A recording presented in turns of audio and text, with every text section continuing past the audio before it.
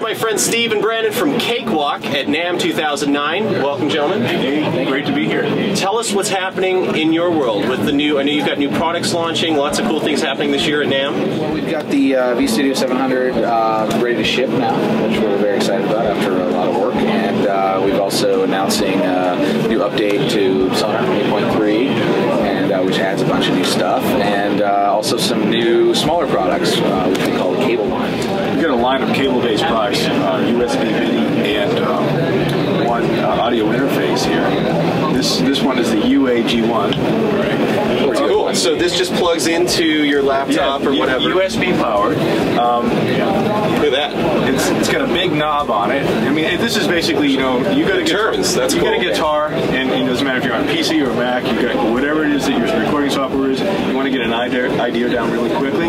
Plug your guitar in, plug this in, you're golden. You don't have to worry about like all this crazy chains and where is it routed and all that stuff. I mean, that's simplicity is just let's capture and create a moment while it's there. You don't have to get bogged down with that stuff. But it has a bunch of options for ins and outs too. It's really cool. And then I noticed this is the big beast right here. This is the highlight of the event, right? Yeah.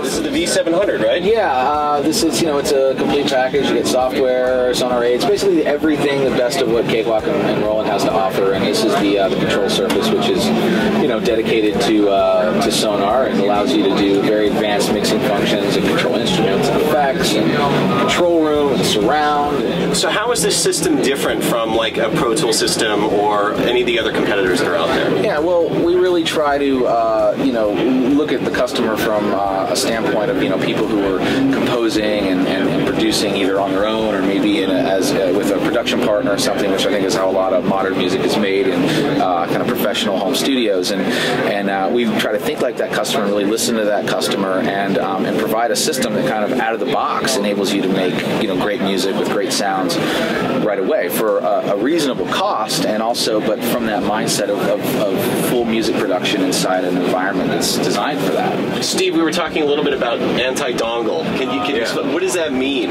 What that means is the way we go about copy protection is you don't need a dongle, and you don't need to have an interface connected to a computer to be able to access the software, which is pretty much when you're dealing with Pro Tools, you need to have that in place in order to access the software. Very cool. Well, my friends Steve and Brandon from Cakewalk, we're here NAMM 2009. Brandon's actually going to show us some really cool tricks. There's a couple new features that we've added recently that we thought were kind of cool. Is we can actually move around windows now on screen, which is helpful when you're using the X-ray control.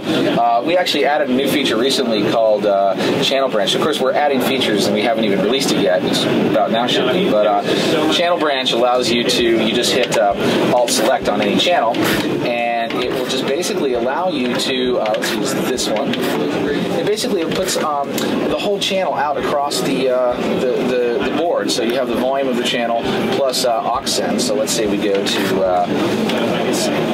there we go. So we've got the volume for this kick plus aux 1, aux 2.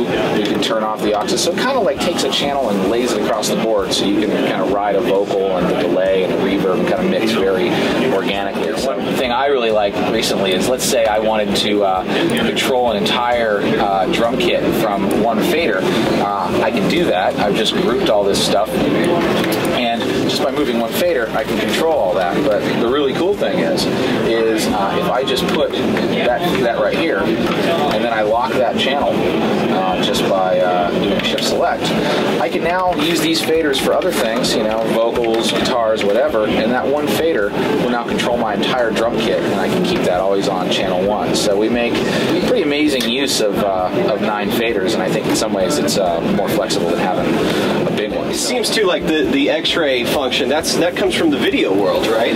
Yeah, I mean, this T-bar sort of control is from the video world, and this does control video recorders like the DV7, so we can put it in a video mode, but we thought, well, if you're not doing video, there should be some useful functions for this thing, and this has been a real, crowd pleaser, and when you get used to it, it's really useful, and it does other things. You can control parameters, front, rear balance, and surround, but yeah, inspired by that, but we made it useful for musicians as well.